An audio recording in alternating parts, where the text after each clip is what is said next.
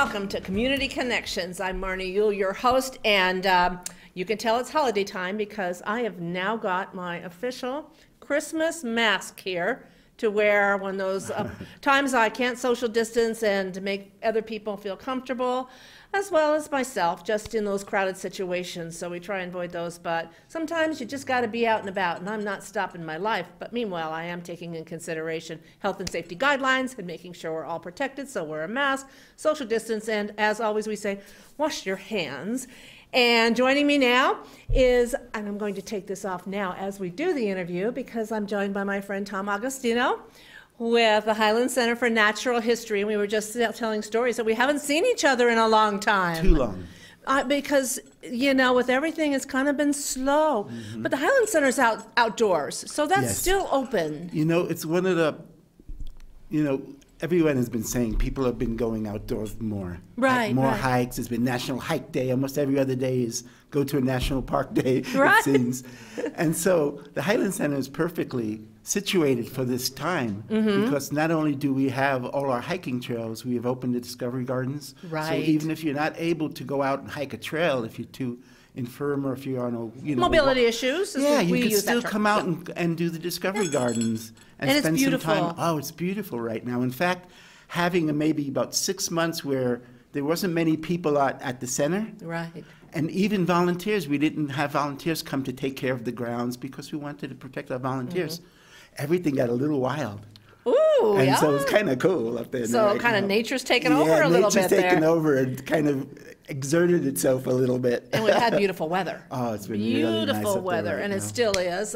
You know, it might be getting a little chilly, but you know, we've not had rain or snow or anything to keep, that's going to mess everything up or the trails. Yeah, it's really pretty. Okay. Yeah. Well, one of the things that you started last year, was it last year was the first year? Last year was our first year. The winter luminarias at the Highland Center, and I attended. It was absolutely stunning. It was cold. It was very, very cold. Very, very, very, very, very cold. But that was all part of the charm of the evening, and the beauty was the cold, brisk. You could see your breath, and the beautiful luminarias that were lighting every path throughout the Discovery Gardens. In the Discovery Gardens. So you're doing it again this year. We're doing it again this year. We're doing it a little bit differently than we did last year. Last year, as you remember, we had food and we had a bar. And we're not doing the food at the bar. We're going to have a little outdoor cafe for hot chocolate things. No food, we're basically focusing on the experience of what Luminaria really is that kind of the oneness you experience at a winter solstice, where you kind of are with yourself in this incredibly beautiful, very meditative in that sense, because it's lit by luminaries, which are basically candles inside little bags. So they give that beautiful glow. And we have very special luminaries too throughout the garden, like very kind of homemade, very artsy luminaries. It brings a little bit of the arts culture to the outdoor experience. Exactly. What we're doing is we're creating, as you go through your journey, little areas where you'll come and there'll be a little presentation about the solstice and about nature and winter. Very short, very impactful, and then you'll move on to your next journey. So basically, you'll be there with your little cohorts. You'll be there with your family in little groups, and you'll do this in small groups. And so in this time where we're being very cautious and we're trying to say, don't gather in large groups, be in the stillness of yourself. What better than a winter luminaria to experience that? And we're setting up the Highland Center, so it'll be a very safe, very beautifully guided journey that you'll be on. And we're having two viewings each night, so we're keeping it very limited to only 40 people viewing. Okay. So each viewing is very limited to 40 people, and we're having one at 5:30 and then at 7. Okay. So and about how long would the an hour. The stroll go? An hour. It's about an hour experience. Okay. Yeah. All right. Well, as so many things are being canceled, and we know and we understand why. I mean, there's, for a variety of reasons, and I look and I listen to all of them. Yes. But sometimes, you're making this possible, but we need to be responsible for ourselves also. Yes. So keep your small group, wear a mask. A mask is required. Yeah, absolutely. And understand that you're being given almost a gift. And respect that, to enjoy it for the holidays, because so many things we are losing them, and it's just 2020. What can we say? Yes. You know, we talk a lot about this a lot, you know, because we are a science and nature center. So the science is really important to us. So Right. we don't do anything half-heartedly. We really make sure that it's the right thing to do. So we've had a lot of internal discussions about this, but again, this is the thing we can do. We can be Right. outdoors in nature. We can be experiencing the wonder of the season, because this is an incredible season. It's beautiful. You know, holiday seasons is very magical, you know, and for all of us, I mean, for me growing up, this is like the best time of the year, you know, and so we do need to experience it, but we Right. do need to do it, like you said, safely, consciously, and with consideration for ourselves respectfully. and our families. Exactly. And so we feel that this is a really nice way that you can experience a little bit of that Christmas magic, a little bit of that holiday. So it's 2 viewings at 5:30 and 7, and when is it? It is December 17th, 18th, and 19th. It's a Thursday, Friday night, a Friday night, and a Saturday. Now, because you said it was limited, you should make reservations. Oh, yes, you definitely should. The Thursday early show is already full. Oh, okay. And the Thursday evening show is getting close. There's still room for the Friday and Saturday shows for sure. But again, with only 40 people, it will fill pretty darn quickly. So you just go to our website, highlandcenter.org. And the tickets are how much? The tickets are $20, 12 and under free. And if you're a Highland Center member, it's $10. I'm a member too. I love being a member of the Highland Center. Okay, so this is Thursday, Friday, and Saturday, December 17th through the 19th, Winter Luminaria at the Highland Center for Natural History, 2 viewings, 5:30 and 7, and tickets are $20, highlandscenter.com for tickets. Org. .org.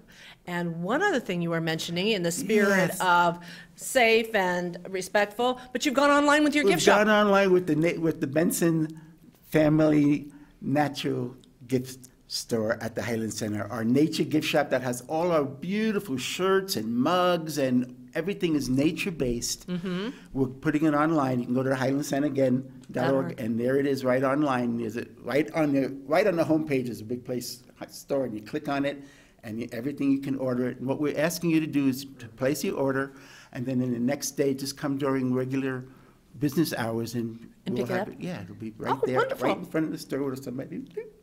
Well, there you go, and the perfect time to get a different and unique gift. The Yeah, Highland and, Center for Natural it History. really helps us, really supports the programs When you need that we it. do there. And where you're located, real quick? Where are we located? We're located by Lynx Lake, on your way up Lynx Lake on Walker Road. Tom Go Augustine. past Costco, up Walker Road. Before you get to Lynx Lake, you turn left. Tom Augustino, Highland Center for Natural History. Don't miss the Luminarias. We'll be right back.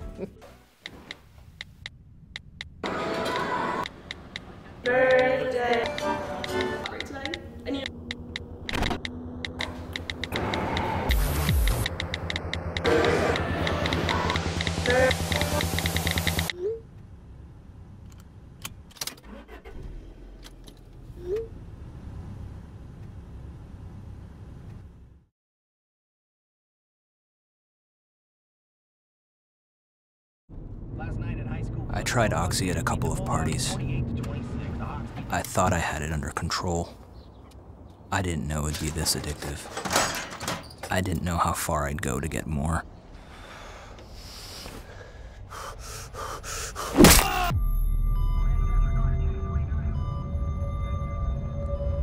Opioid dependence can happen after just 5 days. Know the truth, spread the truth. Welcome back to Community Connections. As many of us you know, and we've been talking about this, Prescott Center for the Arts in general, due to COVID, has kind of completely shut down all through up until most recently, when Prescott Center for the Arts and the theater that I've been involved with and love so much, and as my next guest has opened up as a cabaret-style theater. Physical distancing, tables, lower seat arrangements, and they had their last show, it was a couple weeks ago. It was spectacular. It was wonderful. The cast was 4, entertained us, and it was amazing. Well, coming up, there is their next production, and my next guest, Kevin Nissen, is starring in it. It's a one-man show. on a new take on a Christmas classic, A Christmas Carol, right, Kevin? That's correct. Yep. Okay, so we know the Christmas Carol to be a show full of characters. Explain this, please. Okay. So this is A Christmas Carol, and the premise is, just to drive the story along, is that Charles Dickens has shown up to do a reading of A Christmas Carol. And he describes very, very briefly that everything he has been misplaced, and so he's promised them a story, so he's going to tell the story. So he tells the whole story without reading it, and all of the characters are in it, and I have to be every one of those characters. So I'm Scrooge, I'm Bob Cratchit, I'm all of the ghosts. The ghosts of Christmas past. I'm Marley. I'm Fezziwig and Tiny Tim. I'm all of the I'm Mrs. Cratchit. I'm Mrs. Fezziwig. I'm Fred, the nephew. I'm all of those characters. Wow. And then every once in a while, the narrator will, there'll be some exposition, and we'll move on to another scene. And it moves very, very fast. Mm-hmm. The whole show is only, when done properly, is about 75 minutes long, about an hour and 15 minutes long. So, right. But that's the story, and most of it is right from the text of A Christmas Carol. Whoever wrote the play, and I failed to remember the name, but it's in the program, did a very, very good job of using the language from the book. Right. And so it's a wonderful play. It's a wonderful opportunity, and it's just me on stage, so it's safe. Very from safe. That point, yes. How did you get involved in that? Well, when the idea of this cabaret theater came about as the one way that PCA might be able to survive this coronavirus and event. Also provide entertainment to a community that was starving for it. Yep. So they had they decided on this, and then they reached out and said, okay, well, now we need to have some shows. So what are we going to do? Mm-hmm. So I have always loved A Christmas Carol, and I always thought if they ever put it on, I want to audition for Scrooge. Well, this was my choice. So I found a script, and I presented it as something I would like to do, and it was approved. And then they said, well, now you got to find a director. So I got Don Langford to direct it, and Karen Murphy did all the costumes, and Joseph Huff is doing all the lights. And oh, you've got the A-team there. I know. So I'm very, very lucky. He's fabulous in himself too. Yeah, very, very lucky, and that was it. So it was sort of, it was just sort of something I presented as something I would like to do, and if they were interested, I would do it. So now, is it suitable for families? Oh, yes. With kids? Yes. Absolutely. It's cabaret-style theater, and they do have, opportunity for cocktails and things like that. Yes. But, and probably hot chocolate for Christmas shows, I would say. I think so. So when do you perform this on stage? So the opening performance is Friday, December 4th, and it goes that weekend, the 4th, 5th, and 6th. Friday and Saturday is at 7:30, and Sunday is at 2 o'clock. Okay. And then it's the next weekend, which I guess is the 11th, 12th, and 13th. Same thing, 11th and 12th is at 7:30, and the 13th is at 2 o'clock, matinee. I know a lot of people have talked, and when we started the show, we talked about so many things being canceled through the holidays. Yeah. Traditional holiday favorites that we've come to know and enjoy and love and are part of our lives. And one of the things for many of us is live theater, live musical productions, live concerts, and that's kind of been quiet. And here's an opportunity to actually see a Christmas classic in a safe environment. PCA has put out all the stops in order to create this safe environment, from even downsizing from the original capacity to accommodating smaller groups, but again with one man show, and it's only an hour, a little over an hour long, which means there's no intermission. No intermission, that's right. So it's to continue to keep people seated comfortable, and safe. Yep. And so, you know, they ask that you, when you're not, when you're not wearing a mask, Yep. when you're not drinking, Yep. you know, glass of wine or a cup of coffee. I think it's really important because I think people will have a hard time understanding, well, what's different? You know, cabaret, that may not mean anything to anybody. But it is, if you've ever been in the theater before, Right. it's shocking how different it is. Amazing. It is, and very safe. This show will only allow 50 people. Right. You usually will only sit with people that you know. You're there So with- like your family or your date or something like that. You won't be mixed with other people. Right. So, right. but it's a very, very safe environment. So a theater that typically held a couple hundred people will only have 50 people We'll in have it. 50 So people. there'll be And- like 10 feet between you and anybody else in there. And spread And they out.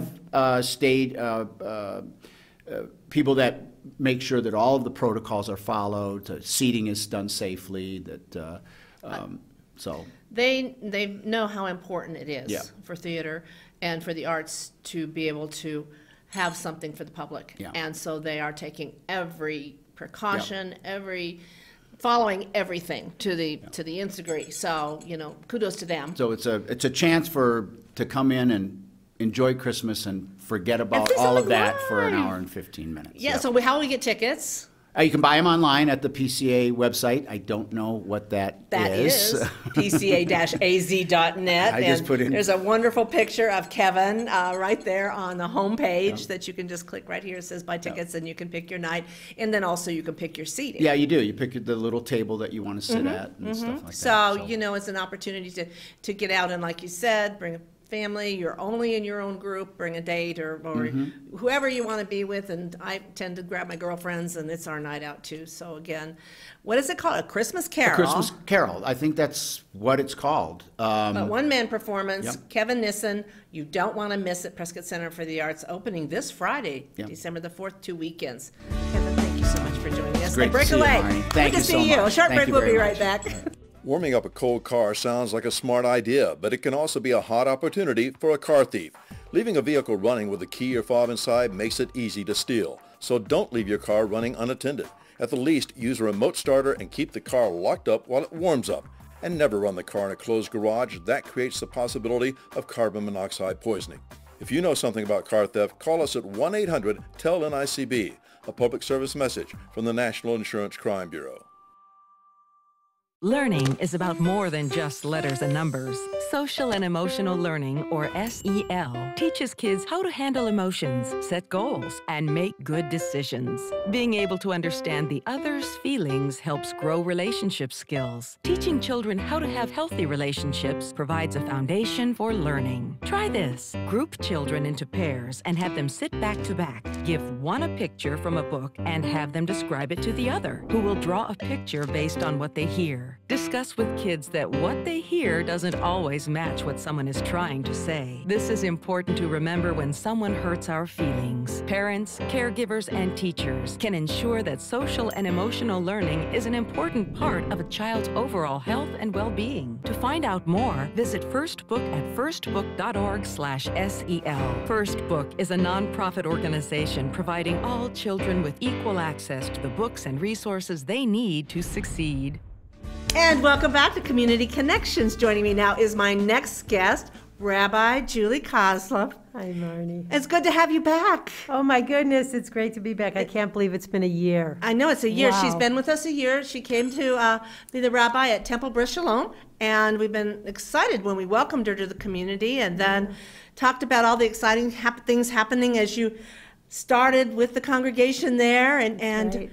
And then, as everything did, COVID hit. And so we've been discussing that and her congregation and the folks that make up the congregation. And because of her position, being respectful, I told you I'm respectful, I'm wearing a mask because she knows that it's very important. She's there with her family. And in that case, when she needs to be so close to folks, I respect her for that. Thank And you, so sweetie. Thank you. I'm so glad to have you, and I would mask up 3 times if I had to get you on the show to talk to you. Oh, my goodness, you're so kind. And I don't even want to see what this looks like. I think she okay. looks rather fabulous, I'm saying. I think it just makes our eyes look good.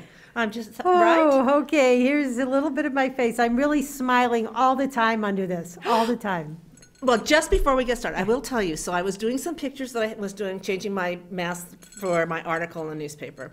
And so I was just doing some selfies. And I went, oh, those don't look good. Then I realized I wasn't smiling. I was just taking a picture. Then the next couple I took, I was smiling, and my eyes changed. I went, oh, bingo, you got to smile. know. You You got to have to smile. It changes smile. your whole eyes and You have to smile. above the nose. Yeah, it does, it does. Well, we're here to talk about Hanukkah.